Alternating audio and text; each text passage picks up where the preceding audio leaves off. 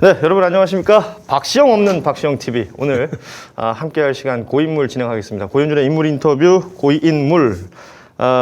뭐 이렇다 저렇다 말할 것 없이 오늘 함께하실 분이 워낙에 또 쟁쟁한 분이라 바로 소개해드리고 진행하도록 하겠습니다. 오늘 함께하실 분 우리 저는 그냥 형님이라고 부릅니다. 노정열 형님 나오셨습니다. 어서 오십시오.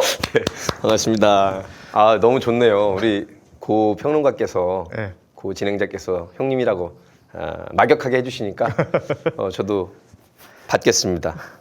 현준 동생 반가워. 반갑습니다. 근데 저희가 이렇게 앉아 있으니까 네. 노고가 많은 방송이 됩니다. 노고. 노고네. 노정열과 고현준의 노고가 많은 방송. 고노하면 예전에 일본 수상이 있었죠. 그죠? 고노. 예. 고노다마. 고노다로. 네. 예. 아무튼 별거 다 갖다 붙입니다. 아무튼 네. 저희 방송인들은. 제가 성씨가 또 노씨시니까 네. 또 저도 고씨다 보니까 이 성 가지고 뭐 이것저것 많이 만들거든요. 추장님 되시면 고추장. 고추장 되는 거죠. 네. 저 뭐 만약 제가 박사라면 저 냉면집 차립니다. 고박사 냉면. 인물이시면 고인물. 지금 이게 이 코너 제목이 지금 고인물인데. 그래서 고인물 된 거 아닌가요? 아무튼 뭐 제가 방송 프로그램 뭐 진행하거나 이러면 이 고자 따가지고 뭐 많이 만들어요. 좋죠. 사실은 뭐 고고 해도 되고 고씨 성중에 우리 예전에 대선배님은 고영수 개그맨 코미디언 분이 굉장히 전유성 선배와 더불어서 굉장히 개성파 아이디어맨이고 되게 개성 있는 개그를 하셨거든요. 그래서 저희들은 고씨 성함을 가진 분들 중에 고영수 대선배님을 생각하면서 또 우리 고현준 MC를 생각하면서 자주 이렇게 보고 즐기고 재밌게 보고 있습니다. 아무튼 오늘 우리 노정열 형님하고 함께 고인물 진행을 하는데요. 뭐 유튜브 컨텐츠는 또 많이들 하고 계시고 또 우리 노정 선배가 박시영 TV를 보실까? 뭐 당연히 보죠. 네. 네. 그 이제 뭐 시사타파라든지 다른 채널들에서도 또 활동을 하시니까요. 그러니까 두루두루 보시면 네. 이게 채널별로 약간씩의 특징들이 있죠. 그럼요. 그래야지 더 다채로운 맛도 나고 골라보고 골라먹는 재미도 있을 거고. 근데 제가 화면으로 볼 때랑 스튜디오 와보니까 이 굉장히 럭셔리하고 로코콤입니까 바로크입니까 이거? 아니면 시형 버전입니까? 그러니까 제작진이 뭘 만들었는데 사실 저도 컨셉을 모르겠어요. 그리고 설명도 안 해줍니다. 그 해석의 몫은 우리 그러니까요. 애청자분들인데 굉장히 좋아요. 아무튼 오늘 우리 노정열 선배 Y의 시간이고요. 노정열만을 위한 시간이라고 봐도 큰 과언이 아니에요. 아니 저만의 시간이면 안 되고 우리 박시영 TV 애청자분들이나 이쪽 민주개혁 진보 애청자분들에게 조금이나마 즐겁고 영양가 있는 시간이 됐으면 좋겠습니다. 그럼요. 함께 할 수 있는 시간이고 그리고 또 뭐 워낙에 팬이 많으시기 때문에 오늘 지금 저희가 그 구독자 20만을 향해서 가고 있는데 지금 화면 우측 상단 보시면 마이너스 4,612라고 적혀 있어요. 저게 차야 지금 20만이 되는데. 저희 방송하는 동안에 앞 글자가 3,000으로 바뀌었으면 하는. 그러면 얼마나 좋겠습니다. 네, 바랍니다. 네. 도와주세요, 여러분. 함께 하겠습니다. 사실 오늘 방송 함께 하시는 동안 우리 노정열 선배에 대한 많은 반응들이 있을 것으로 보입니다만 그 반응들 보여주셔도 반영을 못합니다. 왜냐하면 하루 전에 녹화를 하고 있기 때문에. 제가 웬만하면 생방을 하고 싶은데 목요일 날 대전 MBC 녹화가 시시각각 녹화가 이제 목요일 아니면 금요일 날 하는데 그 출연자들 사정에 따라서 저희가 그 일정을 맞춰서 오늘은 부득이 목요일 날 제가 생방으로 몇 개 또 날짜를 줬더니 그건 또 조금 시간이 지난 뒤라 시의성이 떨어진다 그래서 아마 우리 고 앵커하고 제작분들이 그러니 그냥 전날 녹화를 하자 그래서 이렇게 인사를 드립니다. 아무튼 하지만 지금 뭐 보시면 알겠지만 최초 공개라는 타이틀 달고 있습니다. 최초 공개 노정열의 고인물 함께 하도록 하고요. 짧게 광고 하나 하고 본격적으로 진행을 하겠습니다. 요거 빵빵하게 있는 게 요 빵 광고인가요? 그렇습니다. 왠지 크루아상 광고 지난번에도 한번 해드렸었는데 이 크루아상이 완제품이 된 크루아상을 판매하는 게 아닙니다, 여러분. 지난번에도 소개를 해드렸지만 이 빵을 만들 수 있는 반죽, 그러니까 생지를 판매하는 건데요. 빵준서, 빵 명장이시죠. 우리 박준서 명장이 만들어낸 촉촉한 크루아상 생지, 미니 크루아상이고요. 이 미니 크루아상 생지를 그 모양 그대로 만들어 놓은 걸 집에 있는 에어프라이기나 아니면 이제 오븐에 넣고 이제 조리를 하시면 맛있는 빵이, 크루아상이 만들어지는 겁니다. 일단 뭐 반죽 자체가 다르고, 그 다음에 이 크루아상을 만들 때 그 발효시키는 어떤 효소 이런 게 중요하다고 하는데, 르방이라고 해서요. 르방? 왠지 불어의 느낌이 자방자방. 최고급 발효종이라고 그러고 이게 소화가 잘 된대요. 특히나 소화가 잘 되는 그 발효 효소를 사용하고 있는 것이고 그리고 버터도 아주 고급 버터 쓴다고. 버러 요즘에 BTS가 난리 났지. 이 빌보드를 휩쓰는 게 버러 아닙니까? 버러죠, 버러. 좋은 버러를 썼다. 역시 배운 분하고 방송하니까 버터보다는 버러가. 버러 관련지 마세요. 네, 최고급 프랑스산 버터도 포함이 돼 있고. 일단 재료가 좋군요. 그렇습니다. 그리고 보시면 모양이 다 다를 수밖에 없는 게 이게 공장에서 딱딱 찍어내는 게 아니라 하나하나 만들어내는 거기 때문에. 수제. 그렇습니다. 그러니까 뭐 수제는 아니죠. 기계가 만들어내긴 하지만 하나하나 따로 만든다는 거. 일단 손이 간다. 그렇죠. 찍어내지 않는다라는 거. 그렇기 때문에 이제 모양 다 다르다. 손이 가요, 손이 가. 하나하나 손이 가. 예. 뭔가 다른 깡이 생각나는데 그거 아닙니다, 여러분. 아무튼 네. 지금 화면에 나가지만 빵준서 미니 크루아상. 이게 사실 가격을 보면 한 팩이 360g인데 16,900원이고요. 두 팩을 하시면 26,900원. 확실히 두 팩을 하면 싸죠. 그렇죠. 그래서 두 팩을 네. 저희가 이제 구입하시기를 좀 권해드립니다. 왜냐하면 이게 이제 냉동 보관이 가능하기 때문에 장시간 보관할 수도 있고 네. 또 한 팩은 오자마자 바로 드시고 한 팩은 또 보관해놨다가 드시고 이러면 도움이 될 것 같습니다. 예. 아까 르방? 르방. 이게 먹으니까 발음이 굉장히 불어불어 해주네요. 부러워. 버러. 이게 사실은 지금 보면 약간 반짝반짝한 게 있는데 이게 시럽을 발라놓은 거거든요. 예. 그러니까 그 포장지를 사시면 그 안에 생지가 들어있고 시럽도 함께 동봉돼서 배송이 됩니다. 이렇게 다 만드신 후에 시럽 바르시면 집에서 그러면 요거를 요즘에 에어프라이나 오븐이 있으면 오븐으로. 오븐에. 예. 전자레인지는 안 된다 그래요. 전자레인지는 아무래도 좀 열이 부족하고. 네. 근데 이거 제 나이 때만 해도 오븐하고 전자레인지 헷갈리는 분들이 있어요. 많죠. 조심하셔야 됩니다. 저도 헷갈립니다. 예. 네. 맛있네요, 근데. 아마 손에 뭐가 묻으셨어요. 저도 태어나서 유튜브에서 뭐 광고든 먹어본 게 처음이네요. 그래요? 우리 고현준 작가 만나니까 또 생애 첫 경험을 하는데 너무 좋습니다. 아무튼 이 빵준서 찹쌀떡 지난번에 저희가 판매했을 때 굉장히 반응 좋았었거든요. 네. 이 크루아상도 많은 분들이 함께 해주셨으면 좋겠고 6월 7일까지 특별히 이제 전 제품 박시영닷컴 들어오시거나 박시영 쇼핑 들어오시면 구입할 수 있는 전 제품 무료 배송입니다. 와. 지금 좋은 기회니까요. 미니 크루아상 뭐 한 팩, 두 팩 이렇게 세트로 있습니다만 기왕이면 두 팩 구입하실 수 있는 그런 상황이 됐으면 좋겠고 항상 말씀드리지만 쇼핑이 곧 후원이다. 여러분이 쇼핑 맞네요. 많이 해주시면 좋은 게스트분들 모시고 양질의 콘텐츠로 저희는 보답하도록 하겠습니다. 일주일간 그 비가 없군요. 배송비. 비도 선전하더라고요. 자기는 배송비를 안 좋아한다고. 비같이 좀 형편되는 사람 그렇지 않아요? 뭐 안 봐도 되는 거 아니겠습니까? 아니 그 카피 작가가 나도 비가 싫다.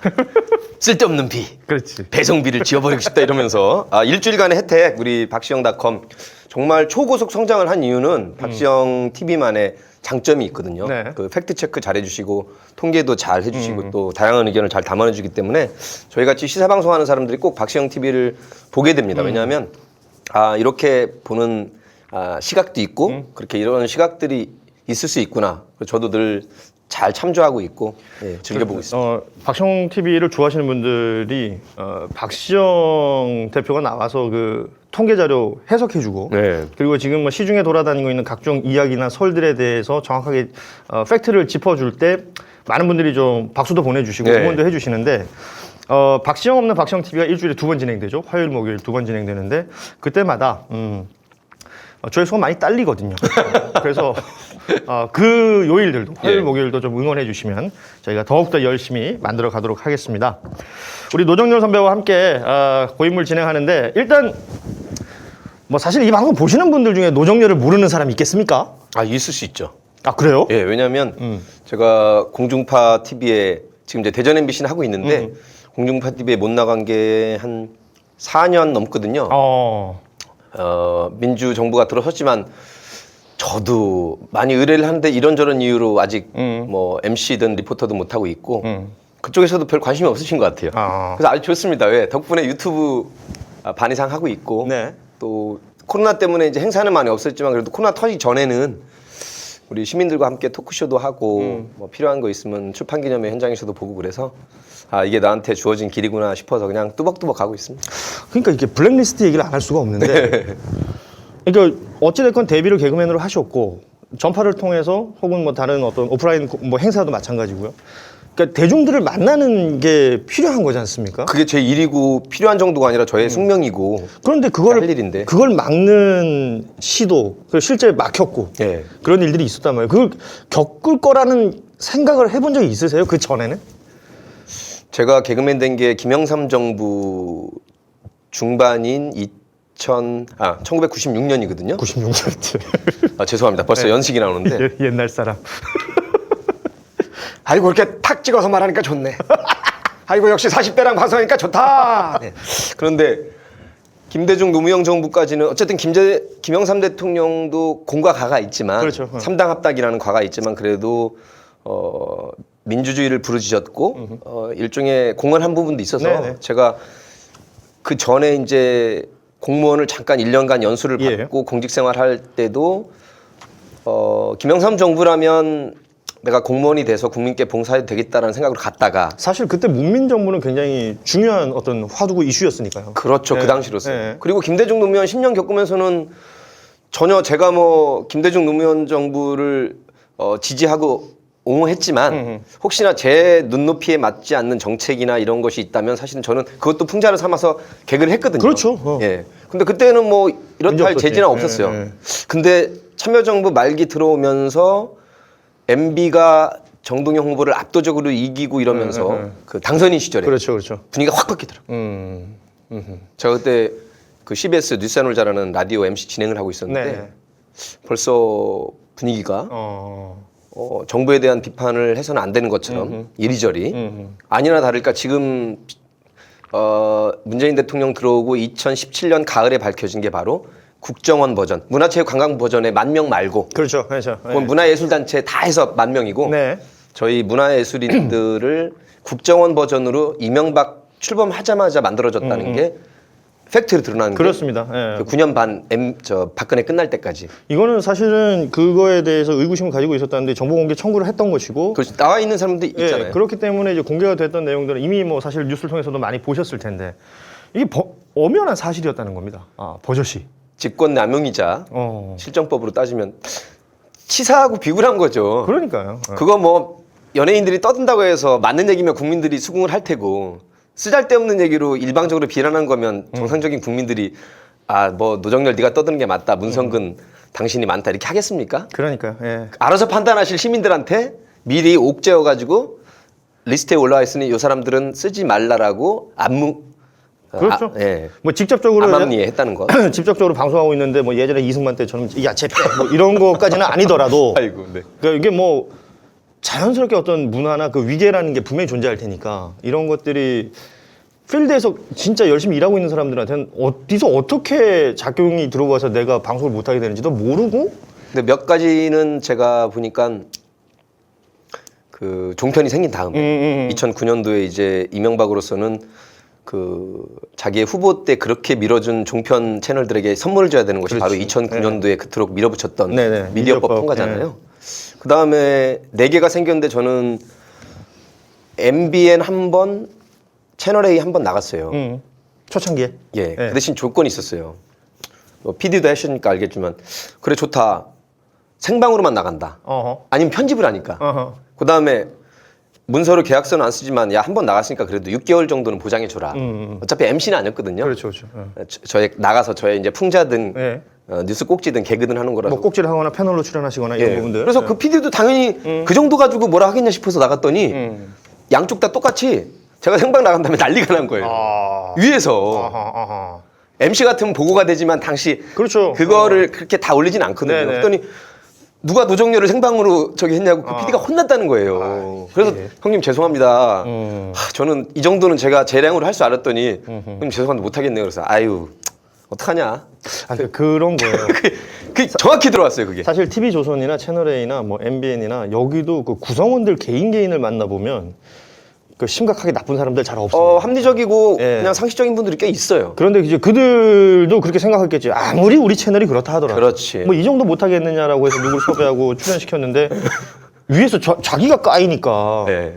이런 일들이 지금 사실은 벌어졌어요. 그렇다고 거기서 제가 유튜브 버전처럼 뭐 막 하거나 속이 그건 말하는 아니고. 막 하거나 세게 했겠습니까? 예, 아니겠지. 다 담아서 두루두루 했는데도 저의 이미지 덕분인지 아무튼 걔는 생방 중에 출연시키지 말고 당연히 생방 중에 출연시키지 않으면 편집하겠죠. 그렇죠. 근데 그건 제가 왜곡돼서 전달되니까 당연히 제가 안 할 것이고 그래서 그렇게 된 정확한 사례가 있습니다.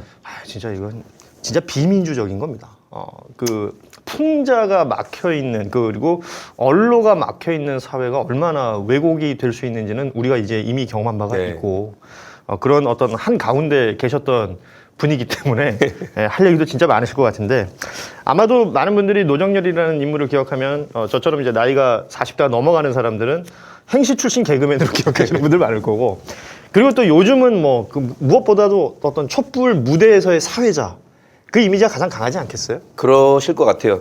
그 영광스럽게도 우리 책 가지고 오셨어 나. 조국 장관님이 저는 아직도 못 구했습니다. 아 그렇습니까? 이거 어렵습니다 구하기. 속상합니다.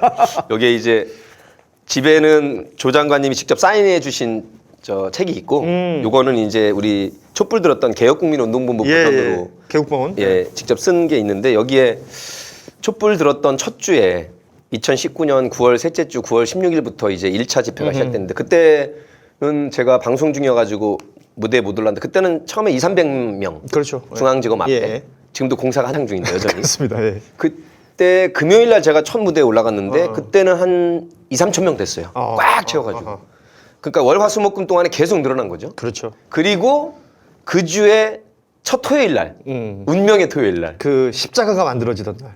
그 십자가까지는 아니었고 중앙지검과 대검 앞에 서 있는데 몇만 명이 된 거예요. 그렇죠. 근데 여러분들 사실 몇만 명도 엄청 가서 보면 엄청납니다. 어마어마하죠. 예. 네, 그때 사회를 봤다고 방송인 노정열 씨가 사회를 봤다고 이렇게 이 기록에 남겨주셔서 뭐 영광스럽기도 하고 촛불 시민 여러분과 함께하게 돼서 물론 그 전에도 제가 조국의 시간에 노정열이라는 이름이 딱 들어가 있는 거네요. 정확하게 들어가 있죠. 그래서 조 장관님은 뭐 그 전부터도 검찰개혁 토크쇼라든가 그다음에 출판기념회 때 이제 자주 뵙던 분인데 한 가족이 조 장관님이나 추미애 전 장관님 물론 이제 두 분을 호불호가 갈릴 겁니다. 네. 뭐 잘한 것도 있지만 너무 한 것 아니냐 뭐 그런 거는 차치하고서라도 여러분이 만약에 이 가족의 입장이 됐다면 그리고 그 장관 두 분의 지난 1년 1개월 조 장관님은 35일 그리고 추 장관님 거의 1년 하셨는데 이것은 두 분에 대한 어떠한 공과나 호불호를 떠나서 대한민국 검찰과 언론이라는 이 무도한 그리고 거의 파렴치한 공격과 조리돌림이었다. 저는 그래서 지금도 민주당 내에서 조 장관을 두고 친조국이다, 반조국이다, 비조국이다. 친조국도 100% 좋아하느냐, 80, 90, 60, 70 이렇게 갈라치기 하고 나누는데 참 저는 무망한 일이라고 생각해요. 왜냐하면 저는 조금 감상적이고 로맨티스트적인 데가 있다고 제 자신이 생각하는데 남들은 일부 거기까지 간 건 너무하냐라고 생각하시는 분도 있지만 저는 일제시대에 비교합니다 항상. 일제강점기 35년을 생각해보면 예. 그 당시에 안중근 의사의 의거에 대해서 합방 전이지만 그 친일 단체들이 나타나가지고 죄송합니다 이등방문을 저격해서라고 일본 국민과 일제에 사과하고 목 조아린 그런 세력들이 있었어요. 그래요. 그때만 해도 안중근 열사 테러리스트라고 부르던 그랬던. 인간들이 있었던 거니까. 마치 검찰개혁이나 이 언론개혁에서 온몸을 던진 이분들에 대해서 뭐 선거에 도움이 안 된다는 등 대선 전국인데 왜 책을 냈나는 등 이런 것들 보면 당시에 안중근 의사의 의거에 대해서 뭐 과격했다는 등 테러리스트라는 등 때를 기다려야 된다는 등 실력으로 별의별 논리들이 많았잖아요. 있었겠죠. 예. 21세기의 버전이 아닌가라고 저는 생각을 합니다. 사실은 동의하지 않으셔도 되는데 네네. 지금 21세기에 있어서 조국 장관과 추미애 장관이 무슨 부귀영화를 누리려고 이 불구덩이 속으로 뛰어들었겠습니까? 가만히 계셔도 먹고 사는 데는 지장 없으시고 그럼요. 네. 당대표까지 하신 분이고 한 분은 대한민국 최고의 형법학자신데 그렇습니다. 사실 굳이 저는 안 들어가도 됐다고 생각하고 손에 피 안 묻히고 물 안 묻힐 수 있는 두 분이 그래도 노무현 전 대통령이 가신 것 그리고 그 후에 대한민국의 이 검찰과 언론의 광포한 행포를 보면서 내가 이 몸을 던져야 되겠다라는 그런 헌신 정신이고 의거의 정신이었다고 저는 생각하고 그 반년 동안 촛불을 들었던 시민들도 역시 같은 정신으로 함께한 건데 뭐 얼마 전에 송영길 대표가 내용은 좋지만 사과라는 타이틀로 이렇게 한 걸 보면서 민주당은 왜 이렇게 쫄보고 간이 적고 배은망덕하고 은혜도 모르고 그러니까요. 그런 생각을 저는 합니다. 개인적인 생각이에요. 뭐 물론 지금 우리 노정열 형님의 의견에 동조하시는 분도 있고 뭐 왜 수많은 의견들이 있을 그렇죠. 거예요. 있을 수 있습니다. 송영길 대표의 사실은 민생 투어 하고 나서 이 결과 보고 기자간담회였는데 뭐 그런 건 싹 지워져 버리고 그냥 조국 사과 이렇게 당연히 언론에서 그렇게 다를 걸 몰랐다는 건 너무 순진한 걸 그렇죠. 떠나서 무능한 거고요.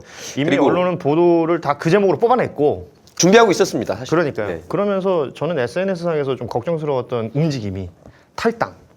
난 이제 민주당이 더 이상 기대 못하겠다. 그런 심정은 이해하지만 그러시면 안 된다고 생각하는 이유가 예. 제가 개국본 회원 여러분들과 진보 유튜버들 많이 여의도 민주당 당사 앞에서 지지함에도 불구하고 개혁을 뒤로 하시면 안 됩니다. 재보선 참패의 원인이 조국 때문이 아니라고 저희가 네네. 명확히 말씀드리고 개혁과 민생은 하나인 것이지 우리 개혁은 뒤로 하고 민생만 할래라는 건 앞뒤도 안 맞을 뿐더러 성과가 안 난다라고 제가 분명히 말씀드립니다. 그렇죠. 그 민생을 우리가 그냥 말 그대로 뭐 한 푼 두 푼 이제 돈으로만 계산하는 민생이라고 생각하면 그것도 잘못된 거고요. 그럼 곤란한 거죠. 우리 시민 여러분들을 마치 옛날 나 무슨 교육부 고위직이 네. 국민들은 금방 잊어버리는 개 돼지라고 그러니까, 표현한 것과 네. 같은 정도의 수준이 아닌가. 왜냐하면 우리 국민들이 원하는 것은 떳떳하고 정당하게 그리고 땀 흘린 만큼 행복하게 돈을 벌고 집을 구하고 갖춰본 소득이 늘길 바라는 거지.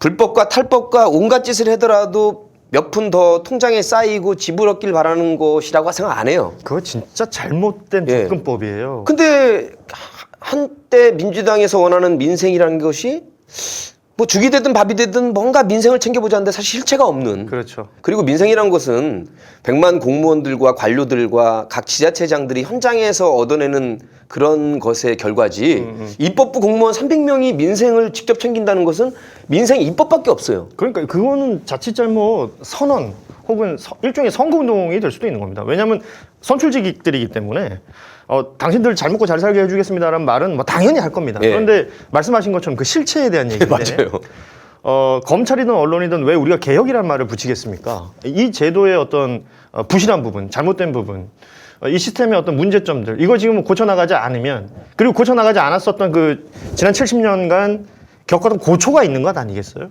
이 부분에 대해서 말씀하신 것처럼 조국 전 장관님, 추미애 전 장관님 다들 잘 먹고 잘 사실 수 있는 분들이 거기에 투신하셨고 그리고 분명히 어떤 정확한 어떤 선을 보여주셨습니다. 예. 그리고 그걸 지지하는 분들이 서초동에 모였던 것들이고 여의도까지 또, 네. 촛불을 들었던 것이고 이 목소리가 분명히 있었던 것이고 그 이후에 이걸 어떻게 해석하고 이걸 가지고 뭘 막 하는 사람 많죠. 그 불편함이 지금 여러 가지로 형태로 지금 표출이 되는 것 같아요. 근데 조국 장관과 추미애 장관을 거리두고 선긋기하고 뭔가 알러지 반응을 일으킨다고 그래서 민주당이 잘 되는 게 아니에요. 사실 조국 장관 버전의 사과가 4차례 이상 있었고요. 책에 보시면. 네네.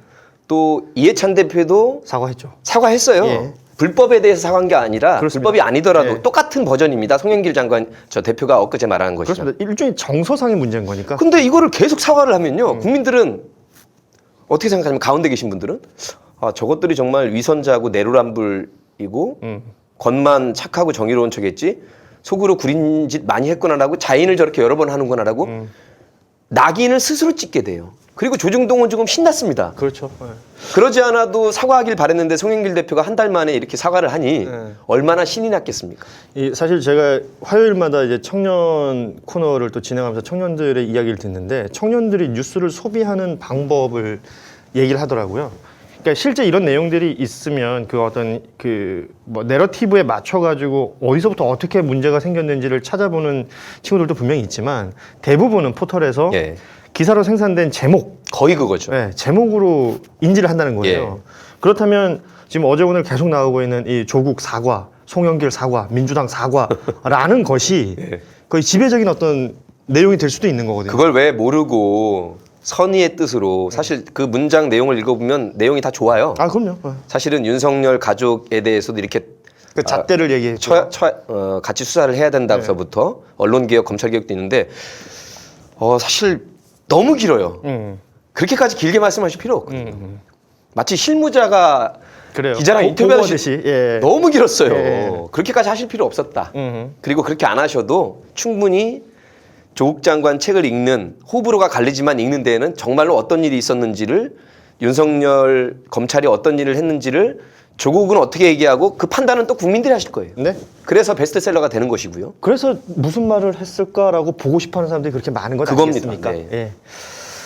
아 이게 뭐 자연스럽게 그러니까 중앙지검 앞에서의 무대 얘기로 시작했는데 조국의 시간까지 흘러왔습니다. 그러니까요. 이게 하나로 연결될 수밖에 없는 이야기고 그 중심에 항상 또 본인의 목소리와 본인의 역할을 해주셨던 우리 노정열 선배이기 때문에 자연스럽게 얘기가 될 수 있을 것 같고요. 그 어찌됐건 지금 저 책을 본인은 손에 쥐고 있지만 많은 분들이 저 책을 봤으면 하는 마음은 또 있으신 거죠. 그렇죠. 예. 그거 굉장히 열심히 홍보하고 계신 것 같더라고요.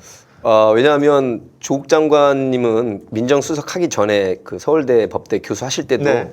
늘 말하지만 검찰개혁, 사법개혁을 외치셨고 그렇습니다. 당시에 문재인 정치인이 야인 시절이든 아니면 당대표를 맡든 제1호 공약은 권력기관 개편이거든요. 왜냐하면 꼭 노무현 대통령만 가신 게 아니라 고 한만호 그 증인이 하신 말씀 그리고 수많은 검찰이 칼날을 휘둘러서 없는 죄로 죄로 만들고 죄는 죄로 아닌 것으로 했던 그야말로 이런 역사는 계속돼서는 안 되겠다고 생각했고 그 실무자와 전문가가 조국 교수였고 그것을 맨 앞에서 주창하신 분이 문재인 대통령과 후보였기 때문에 네네. 저는 항상 두 분이 말씀하시는 그 검찰 개혁뿐만 아니라 권력기관 개혁 사실 지금 국정원과 경찰은 상당히 그렇죠. 개혁이 됐거든요. 예, 어떤 가시적으로 보이는 것들도 있고. 그렇습니다. 예. 뭐 보안사나 기무사도 마찬가지고요. 네네. 그래서 이 검찰 개혁은 민주당이 조심해야 될 게 개혁에 외치다가 피곤하니까 이건 뒤로 하고 민생을 챙기자는데 잘못 생각하고 있는 거예요. 검찰 개혁은 검찰만의 개혁이 아니라 우리 민생과도 밀접한 관련이 있는 것이 부동산도 실정법이 있었기 때문에 부동산 투기 세력을 경찰과 검찰이 뜻만 있고 의지만 있었다면 분명히 실천할 수 있는 행정력이 있었는데 안 해서 여기까지 온 것이거든요. 맞습니다. 중요한 면입니다. 예, 예. 근데 어떻게 개혁을 하지 않고 민생과 부동산을 안정화시킬 수가 있습니까? 그렇죠. 이거는 정말 잘못된 판단이에요. 그러니까 뭐 이제는 많이들 아시겠지만 검찰은 누구에게도 견제받지 않은 그 유일한 권력이 됐죠. 이란 말이죠. 그렇기 때문에 만약 검찰에서 자의적으로 무언가를 판단해 버린다면 이걸 맞춰가는 모습들을 우리가 많이 봤어요. 사실 우리가 이제 선출직으로 이제 가장 높은 자리에 있는 사람이 대통령이라고 알고 있는데 그래봤자 5년짜리죠. 그죠? 그러니까요. 근데 검찰은 한갑대까지 합니다. 환갑대까지 하고 그 뭐 지들끼리 기수로 묶여 심지어 검찰에서 나와서 전관으로 또 대우를 받아요. 엄청난 예우더라고요. 네, 이런 것들이 이제는 좀 개선돼야 되고 이제 그야말로 이제 어떤 개혁의 포인트가 거기 있는 것 아니겠습니까? 네. 그리고 그렇게 되면 말씀하신 대로 민생에도 변화가 될 거란 말이죠. 사실은 민생이라는 게 위생과 건강도 민생의 제일 중요한 건강보다 더 중요한 그렇죠. 생명보다 사실은 신천지 사태 때나 이럴 때 검찰의 권한이 있었어요. 그럼요. 근데 작년 초반에 무의미하게 시간 보냈잖아요. 그게 뭡니까? 대한민국에서 검찰이 털면 신천지든 어떤 종교 집단이든 어떤 그 단체든 간에 그거는 국민의 생명과 안전이 헌법에서 제일 일가치기 때문에 그렇습니다. 그건 종교의 예. 탄압이 아니거든요. 예. 그렇다면 얼마든지 검찰 권한을 행사할 수 있었는데 손 놓고 있었잖아요. 예. 그게 검찰이 직무유기한 겁니다. 그러니까 지들이라고 해야 되나? 하여튼, 정확한 표현 좋아합니다. 예, 그들의 어떤 이해관계와 맞지 않았을 것이다라는 추측이 충분히 가능한 거예요. 맞습니다. 예. 이런 상황들 이제 목도하고 있는 상황에서 검찰 개혁에 대한 목소리는 계속 커지고 있는 것이고 일정 부분 진행이 됐습니다만 이게 완성된 게 아니기 때문에 그 이후에도 지금 프로세스가 진행되고 있는 걸 이걸 마치 뭐 이거 먼저 해야 된다 저거 먼저 해야 된다 이건 내세우면 뭐 선거에 불리하다 이런 얘기들이 계속 나오다 보니까 예. 답답한 마음에 여러분들이 뭐 댓글도 다시고 그렇죠. 반응들 보이시는 거 아닐까 싶은데 이게 사실 노정열이라는 개인 연예인이잖아요. 그러게 됐는데 시사 전문 MC 내지는 뭐 시사라는 타이틀 꼭 붙어요 요새는 보면.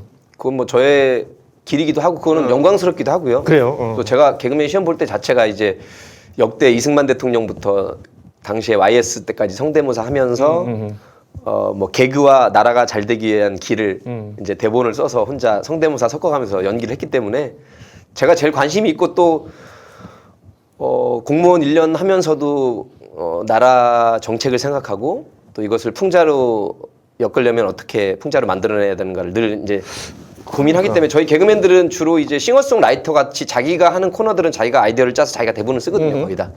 거의. 그렇죠. 예, 물론 연기만 잘하는 분들도 일부 계시지만 거의 다 이제 요즘에 코미디언에서 개그맨으로 넘어오면서는 아이디어 회의를 통해서 그리고 자기의 장기를 섞어서 그 이른바 짠다라고 하잖아요. 그렇죠. 개그를 짜는 거죠. 예. 그렇게 만들어서 네, 그렇기 때문에 저는 뭐 그 타이틀을 붙여주시면 시사 개그맨이든 시사 MC든 너무 영광이고 제가 하는 달란트가 거기까지 간다면 너무 영광이고 감사해하고 있습니다. 그러니까 이게 풍자라는 게 지금까지 앞서도 우리 잠시 얘기했었습니다만 이제 소위 말해 리스크가 있는 거 아닙니까? 그 정권에 따라서. 그렇죠. 예. 네.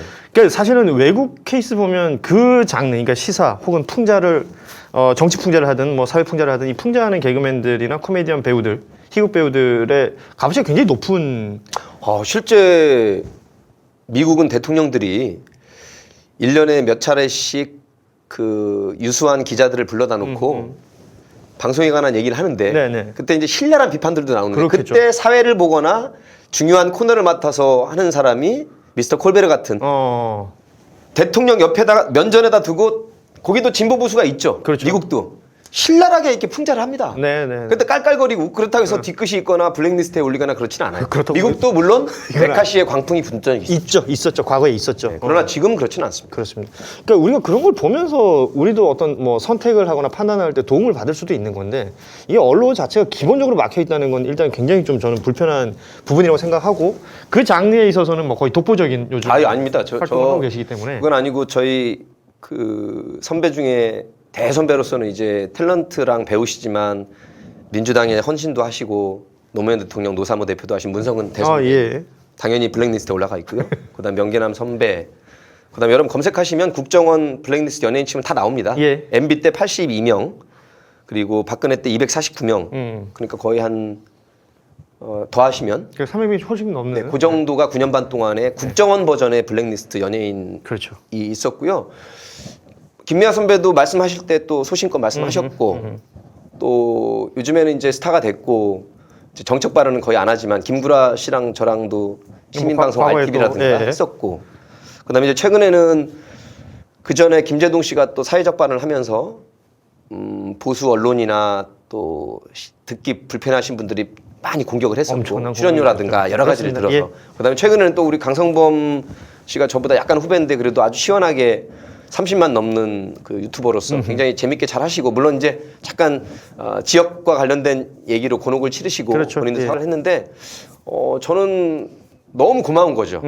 제동 씨가 말씀을 해주시거나 또 우리 강성범 후배가 말할 때마다 우리 개그맨 중에서 이렇게 풍자를 하고 또 잘못된 것에 대해서는 할 말을 하는 개그맨들이 있구나. 근데 반대로 최근에 보수가 아니라 거의 일베 같은 극우적인 유튜브에서 문재인 정부를 아주 비판을 넘어서서 신랄하게 이 공격을 하는 개그맨들이 몇 명 있어요. 생겨났죠. 예, 저도 알고 있어요. 예. 근데 물론 이제 생계를 위해서 하는 것 같긴 한데 좀 아쉬운 것은 제가 보기에는 제동 씨나 성범 씨가 하는 그 비판이나 풍자에 비해서 그분들이 과연 사안을 제대로 알고 또 충분히 공부를 하고 또 보수 유튜버 혹은 보수 지식인들한테 좀 소통도 하면서 수준을 갖추고 비판했으면 좋겠는데 그렇죠. 저는 편파적인 건 아니고 거기도 그럴 수 있죠. 예, 그런 분이랑 저는 이렇게 둘이 하고 싶어요. 우리 박시영 TV에서 그러면 구독률이 엄청날 거라고 봅니다. 예. 그죠? 그럴 수 있다고 생각합니다. 근데 그러기에는 또 수준이 좀 너무 떨어져요. 밑도 끝도 없이 비판하는 가세현 수준이라고 저는 생각돼서 그러니까 그거거든요. 그러니까 저는 그게 참 안타까워요. 좀 수준을 높이면 저랑 얼마든지 생방송으로라도 하고 싶습니다. 비판도 할 수 있고 풍자도 할 수 있고 그건 뭐 문재인 언제든지 정부를 또 공격도 할 수 있어요. 열려 있어야 된다라는 생각에는 저도 동의를 하는데 문제는 그들이 공격하고자 하는 타겟 그리고 타겟만 있는 거지 사실은 어떤 사실적인 근거나 이런 것들이 뭐 가짜 뉴스에 기반을 했다던가 과정과 절차도 너무 그렇죠. 없고요. 네. 뭔가 아주 왜곡돼 있거나 아주 변질돼 있는 무언가 가지고 그걸 근거로 누굴 공격하고 비판하고 하는 건 이건 완성도가 있을 수가 없거든요. 풍자의 가치가 해악성도 있어야 되지만 그렇죠. 근거를 갖고 해야 되거든요. 그렇습니다. 저는 그거가 좀 빠진 것은 뭐 이게 여야나 진보 보수 좌우의 문제가 아니다. 풍자의 혹은 시사 토크의 수준의 문제다 저는 생각해서 제가 한때는 이런 얘기를 안 했을 때는 저랑 친한 개그맨도 몇 명 있어요. 근데 그 친구들이 이제 제가 어떤 상태인 줄 알 텐데 이렇게 간 걸 보고 평소에 저 친구가 저런 성향이었구나. 그리고 저렇게 세게 공격을 해야 보수 지지자들로부터 슈퍼챗도 들어오고 뭐 구독률도 높아지는 건 아는데 좀 안타까워요 사실은. 네. 조금 더 공부를 하고 수준을 높이자.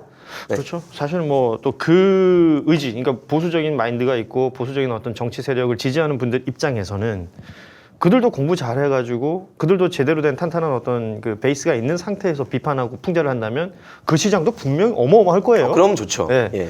그렇게 해서 서로가 건강한 토론을 하고 그 안에서 뭐 웃음도 나오고 네. 해악도 나오고 이러면 좋을 텐데 그게 아닌 이게 막 진짜 말도 안 되는 인신공격. 그 중에 하나가 이런 거예요.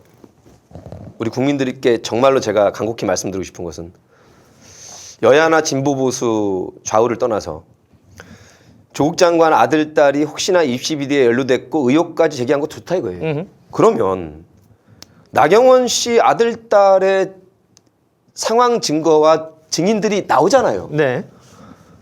그리고 박준영 부산시장 후보 딸의 미대 입시에 관련한 그 교수가 찾아와서 부탁까지 했다는 말과 그렇죠. 30점짜리인데 80점을 줄 수밖에 없었다는 얘기가 나오잖아요. 예. 그러면 최소한 1대1로는 가야죠. 그렇죠. 근데 박형준. 이 책에 나오지만 우리 고일석 기자가 분석을 한 동양대 표창장 그 위조건과 윤석열 총장 장모인 최은순 씨의 그 건이 터졌어요. 그랬더니 열흘 동안 비교해 보니까 17대 1이에요. 그렇죠. 기사 건수가. 그 유명한 17대 1이 여기서도 등장하네요. 예. 아니 어떻게 해. 예. 그럼 제가 그럴 거 아닙니까? 보수 누구 개그맨이 그쪽은 말이야 겉으로는 착한 척, 정의로운 척, 똑똑한 척 하는데 알고 보면 뒷구멍 까고 구리다 그러면 제가 그래 맞아. 근데 우리는 일만 구려. 니들은 너무 17 정도로 구린 거 아니라고. 개그가 재미있을 수 있어요. 그렇죠. 그렇죠. 예. 근데 이게 안 된다는 거예요. 팩트를 인정을 안 하면. 저쪽의 문제는 팩트를 인정 안 한다는 거예요. 맞습니다. 본인들의 팩트는 인정 안 하고 여기는 왜곡된 정보까지 가지고 막. 그러니까 끌고 토론이 가지고 되겠습니까? 풍자가 되겠습니까? 그러니까. 예.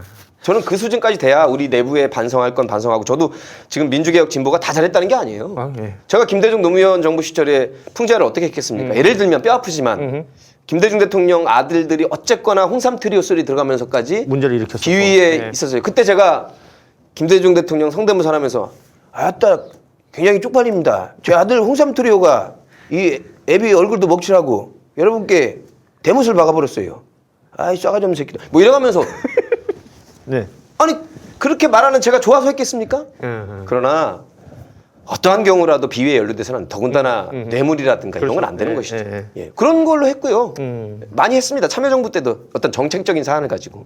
그러니까 그렇죠. 내가 이 시대를 살고 있고 내가 지지했던 대통령이 됐다. 그리고 내가 지지했던 정당이 지금 집권 여당이 됐다 하더라도 그럼요. 그들이 잘못한 거에 대해서는 잘못하고 있는 것이 있으면 충분히 목소리를 낼 수 있는 게 그게 소위 말하는 민주사회인데 그러니까 지금 그렇지 않은 목소리들, 그렇지 않은 세력들이 워낙에 또 모르겠어요. 그 돈 얘기를 아까 뭐 슈퍼챗 이런 얘기 하셨지만 뭐 또 어마어마하게 번다 그러니까. 왜냐하면 이제 아직도 박정희 향수가 그 아주 깊은 60대 이상의 선배님들한테는 아직도 북한 트라우마가 있죠. 그렇죠. 레드 컴플렉스가 예, 하죠. 있습니다. 예. 그리고 퍼주기 논리가 아직도 먹히거든요. 그러니 그분들한테 그렇게 속 시원하게 해주는 본인이 생각하기에 그분들한테 뭐 해외 계신 분들도 그리고 우리나라에서도 땅 좀 있고 집 있는 분들은 그거 뭐 몇만 원 쏘는 거야 일이겠습니까? 그렇죠. 그러니까 그냥 써주시니까 하긴. 그걸 또 보는 그 보수 유튜버들이라는 사람들은 신이 난 거죠. 그렇죠. 뭐 또 밑도 끝도 없이 하고 싶은 말을 아무 말 대잔치에도 돈이 들어오니까. 그쪽에 솔직히 말해서 뭐그 비위를 맞출 수 있는 어떤 말만 하면 막 수입이 생기니까 그럴 수도 있다. 아무튼 그 과정에 있어서의 그 말씀하신 것처럼 좀 공부, 예. 사실관계 확인, 그리고 뭔가 누구나 상식적으로 봤을 때 아 그래 저런 걸 기반으로 저런 풍자를 하는구나. 뭐 이런 게 어떤 그러길 바라죠, 저도. 간절히 바랍니다. 기대를 가질 수 있어야 됐으면 좋겠습니다. 그리고 말씀하신 것처럼 지금 뭐 이게 후배 개그맨들 중에서도 뭐 강성범 씨가 이제 대표적인 제가 얼마 전에 그 형님하고 이제 소주를 한잔 했었는데 요즘은 많이 그 뭐랄까 생각이 많아지셨어요. 초창기에는 진짜 본인이 하고 싶은 얘기들을 어떻게 해야 될까 이제 컨텐츠를 만드는 것에 대한 그 스트레스가 있었다면 예. 지금 이제 그 각종 돌아오는 반응들에 대한 스트레스가 왜 아니겠어요? 굉장히 크신 것 같더라고요. 마찬가지실 거 아니에요. 저는 그거를 2010년도 그 지방선거 앞두고 그 전교조 선생님들하고 또 뜻을 같이 하는 선생님들이 여의도 한복판에서 교사대회 선생님 대회를 했어요. 예. 그때 제가 이제 무대에 올라서 그때 민중의 소리에서 제가 시사 개그를 개구쟁이라는 이름으로 사실은 낙공수보다도 더 먼저죠. 네네. 그게 2010년도입니다. 어허. 그때 시사평론하는 최요한 평론가랑 제 친구인데 예. 같이 올라가서 얘기를 하다가 그때 당시에 조전혁 의원이 법원에서 그렇게 명단 공개하지 말라고 그랬는데도 불구하고 공개를 해버렸어요. 네. 그 여러 가지 부작용이 있었죠. 그걸 싫어하는 학부모들이 와가지고 빨갱이 교사 우리 아이들 못 가지. 그럴까봐 사실은 법원에서 하지 말라는 거거든요. 예, 예. 개인의 결사의 자유이기도 하고 사생활의 보호도 있고 여러 가지가 있잖아요. 그렇죠. 그 법익을 형량해서 하지 말라고 한 건데 조전혁이라는 그 의원의 수준이 어쨌든 그걸 함으로써 9시 뉴스 톱 두 번째로 계속 나왔었거든요. 한동안에. 한동안 이름이 계속 회자가 예. 됐으니까. 뭐 4억짜리를 그 물어내야 될 돈을 잔돈을 가져가서 했던 것도 회자가 됐고. 맞습니다. 그 전에 제가 그래서 조전혁 장관, 조전혁 의원 요즘에 뜨긴 떴습니다. 애저녁에 떴습니다. 예전에 떴습니다. 누렇게 떴습니다 가면서. 물론 그것도 이제 공중파 같으면 그렇게 신랄하게 하진 않았겠죠. 그리고 실명을 거론 안 했겠지 공중파에서. 그렇죠. 근데 그걸 가지고도 당연히 음. 그 보좌관이 와서 그걸 동영상을 따서 저를 모욕죄와 명예훼손으로 고소를 걸고 했었고. 그때가 벌써 11년 전이니까 네.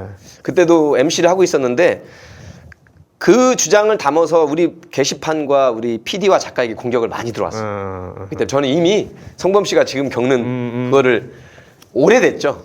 예. 그러니까 그런 일들이 그러니까 2011년에 있었던 10년, 네. 2010년에 있었던 일이고 그 지금 2021년에 이제 강성범이라는 개그맨도 비슷한 후발주자로 상황을 들어왔다가 그 성범 씨가 사실은 여기 조국 장관 책에 또 나와요. 성범 씨가 말한 그 멘트를 따서 그 가장 큰 대회 때 최후 통첩이라고 당분간 지켜보겠다. 네네. 그런 다음에 또 잠깐 쉰 다음에 여의도로 넘어갔잖아요. 입법부한테 그렇죠. 압박을 가하기 위해서. 맞습니다. 그 최후 통첩 그야말로 반포대로 서초대로 꽉 차서 수백만이 십자가를 이룰 때 촛불 십자가 그때 올라온다고 하길래 제가 사회를 보는데 성범아 괜찮겠어? 여기 올라가면 너 내일 아침에 신문에 또 크게 나올 거야. 그랬더니 형님 저도 이제 국민들께 할 말은 할랍니다 그러면서 이제 또 지하철 노선에 빗대서 그렇죠. 수다맨이시니까. 예, 수다맨식으로 했는데 아니라 다를까. 바로 또 예, 강성범이 또 뭐 프레임은 친조국이다. 뭐 친문이다. 그다음에 뭐 검찰개혁 촛불 함께했다. 또 뭐 좌파 연예인이다 이런 별의별 그 레테르 딱지를 붙여가지고 했는데 그때 눈빛을 보니까 이제 각오를 하고 올라왔더라고요. 그러니까요. 그래서 이제 여기 오늘날의 유튜브가 여기까지 왔고 근데 성범 씨는 이제 돌아올 수 없는 길을 건너가고 있고 지금에 와서 정책반을 아예 안 하면 몸살인다 그럴 것이고 그렇죠. 그래서 성범아 미안하지만 고맙다 든든하고 그리고 어려운 거 있으면 나도 같이 길을 맞아주고 아이디어도 같이 할 테니까 그리고 뭐 불러주면 출연도 할 테니까 저도 일산에 근처에 같이 살아서 강성범 TV에 또 등장하시면 또 재밌겠어요. 언제든지 저 불러주십시오 둘이 뭐 그럼. 강성범 선배 또 만나면 또 제가 말씀드려야 되겠네요. 네네. 뭐 지금 시간이 어떻게 가는지 모를 정도로 이제 훅훅 지나가고 있는데 네. 그냥 짧게 이런 얘기도 좀 해볼게요. 우리가 이제 검찰 개혁 관련해서는 이제 조국 전 장관님 말씀도 해주셨고 뭐 여러 이야기를 좀 나눈 바가 있는데 또 하나 연결되는 게 이제 언론 개혁이잖아요. 그리고 무엇보다 이제 미디어에 많이 노출되시는 편이기 때문에 잘 아실 거라고 저는 생각이 들고 또 주변에서도 뭐 워낙에 우리가 많이 보지 않습니까? 네. 언론 개혁의 필요성 어떻게 생각하고 계신가요? 우리나라 사실은 검찰개혁보다 더 어려운 것이 검찰개혁은 검찰이 공무원이고 관료 신분이기 때문에 관련 법을 바꾸면 됩니다. 근데 이제 언론을 잘못 건들면 언론은 공무원이 아니고 민간 기자다. 그렇죠. 그리고 알아서 국민들이 판단하는데 입법부나 행정부에서 제재를 가하게 되면 언론 탄압이다. 이렇게 논리가 흘러가 버리기 그렇죠. 쉽거든요. 예. 근데 그게 아니라는 것이죠. 왜? 팩트 체크를 할 노력을 안 했다는 것은 직무유기라는 것이고 직업인으로서 또 한 가지 팩트 체크를 함에도 불구하고 사실이 아닌 걸 알면서도 특히 그 대전 때 그랬습니다. 저는 네.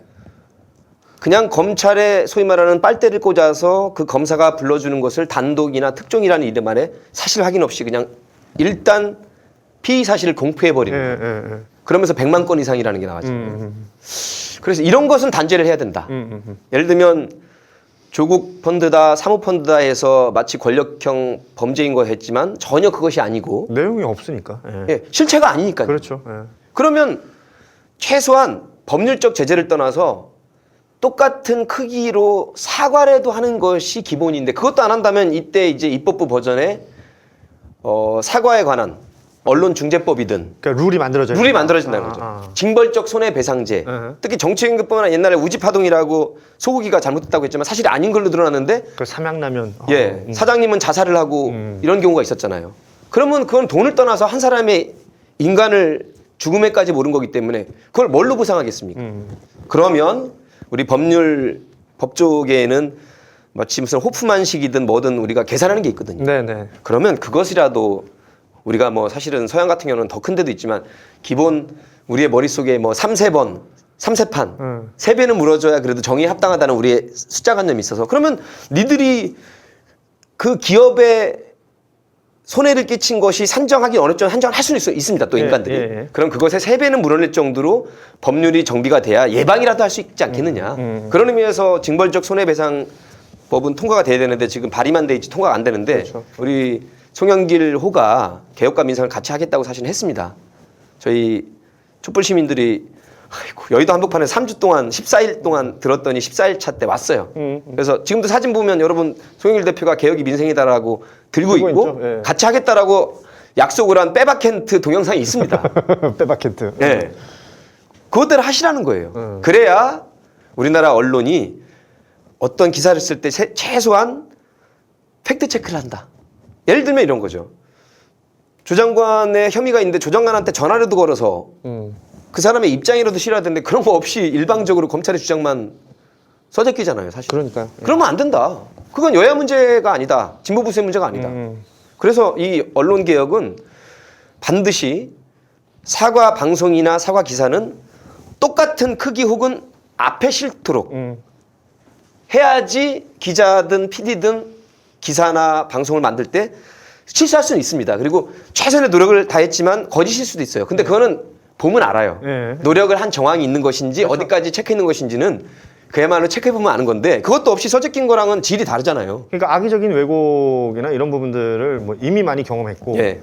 그 부분에 대해서 뭔가 예를 문제 제기는 할 수 있는데 그 문제 제기를 했다고 해서 나중에 책임이 없어지잖아요. 그들이 뭔가 데미지를 입는 건 우리가 본 적이 없는 것 같아요. 뭐 본의 아니게 SBS 얘기를 하게 되는데 제가 한밤의 TV연예로 비시사방송 리포터를 6년 했었는데 그때 시청률도 제일 좋을 때인데 그걸 떠나서 SBS에서 2009년 노무현 논두렁 시계를 네. 단독 특종이라는 시계로 일단 써제껴서 노무현 당신 본인뿐만 아니라 일가족을 그렇게 모멸감 느끼게 했고요. 예. 또 검찰이 압수수색한 게 9월 11일인데 4일이나 전에 9월 7일 날 SBS 단독 보도로 연구실 PC에서 총장 직위. 총장 직인 파일이 나왔다라는 사실은 강의실 휴게실 PC였어요. 연구실 PC와 휴게실 PC가 같지는 않잖아요. 그렇죠, 그렇죠. 예? 그랬으면 최소한 그것이 그 한마디 SBS 단독 특종이라는 보도가 조국이라는 그 일가족을 파렴치범으로 보는데 결정타였었거든요. 아니 PC에서 연구실 PC에서 직인이 나왔어? 아 진짜 위조했구나라고. 근데 팩트는 그것이 아닌 것으로 돼 있는데 네. 그것은 오간데 없이 SBS가 공개적으로 사과했다는 얘기는 제가 못 들어봤습니다. 아직. 네. 그럼 됩니까? 그러니까 그런 부분에 대한 문제 제기 그리고 예컨대 이제 그런 일을 저질렀을 때 언론이 그러면 어떻게 그들을 대처할 것인가, 또 처분할 것인가. 앞서 말씀해 주셨지만 직무유기의 어떤 영역도 있을 거고 또 허위 사실을 알리는 것들을 이건 잘못된 보도니까 이런 영역들도 있을 텐데 이럴 때 어떻게 대처할 것인가. 그래서 징벌적 손해 뭐 이 얘기도 나오는 것이고 뭐 미디어 바우처법 그리고 요즘은 이제 포털과의 연결돼 있는 이 언론 알고리즘 쪽을 예, 분석해서 얘기를 안 할 수가 없는 예, 것이고. 공정하게 해야 된다는 것이죠. 뭐 지금 민주당 안에서 미디어 특위 만들어졌고 특위위원장이 지금 김용민 의원이 또 하고 있는데 이게 심각성은 이제 다 안다는 거죠. 네. 심각성은 다 아니까 이 민주당에서도 뭔가 현실적이고 또 실현 가능하고 또 뭐 그렇게 막 10년, 20년 끌 문제는 또 아니지 않습니까? 그리고요, 지금 공수처법이 사실은 애초에 하려고 했던 것에서 많이 후퇴되고 일명 누더기라고 한 이유가 있습니다. 그러나 그래도 개혁과 진보는 한 단계 한 단계씩 스텝 바이 스텝이라고 저는 보고요. 한 발자국씩. 예, 그것도 얼마나 수많은 촛불 때문에 그나마 재작년 겨울에 겨우 통과됐습니까? 그렇습니다. 예. 그래서 미디어법도 일단 2009년도에 미디어법 통과할 때 기억나세요? 기억나요. 그 이성윤 KBS 앵커 출신이 국회 부의장이 한번 우리말로 나가리가 됐는데 다시 불러 모아서 통과시켰잖아요. 이윤성. 이윤성, 그렇죠. 죄송합니다. 예. 이성윤은 중앙지검장이고 그렇습니다. 예. 이윤성 예. KBS 앵커 출신의 국회 부의장 당시 한나라당이고 그렇습니다. 예. 얼굴 보면 다들 아실 거예요. 예, 2009년도 9월 달입니다.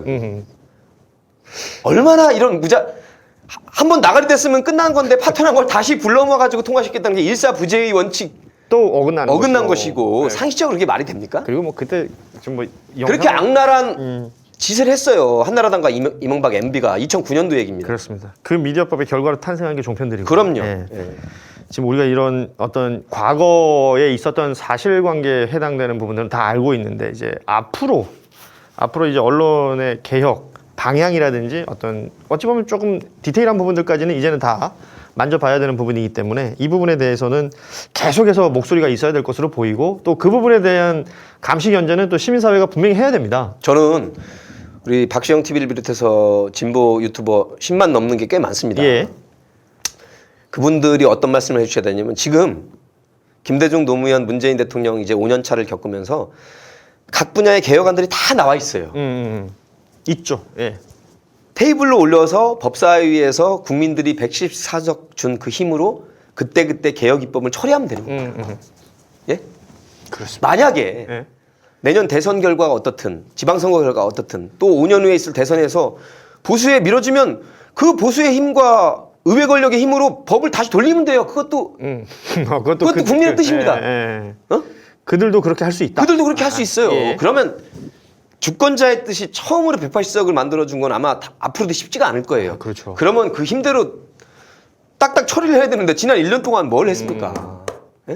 그 목소리 많죠. 180석 좋은데 민주당 뭐 했냐라는 목소리 참 많이. 그렇기 때문에 들으시는데. 지난 4.7 재보선 참패가 이렇게 더블 스코어 이상 난 것은 여러 가지 원인이 있습니다. 변수가 하나겠습니까? 그러나 그렇죠. 예. 그것이 굉장히 크다. 예. 그리고 나머지 부동산 문제 뭐 여러 가지가 있지만 결국 주권자들이 180석을 몰아준 것은 그동안 의석수가 모자라거나 겨우 열린우리당 때처럼 겨우 가반선에서 못했으니 한번 속 시원하게 70년 적폐청산 한번 해봐라라고 준 거지.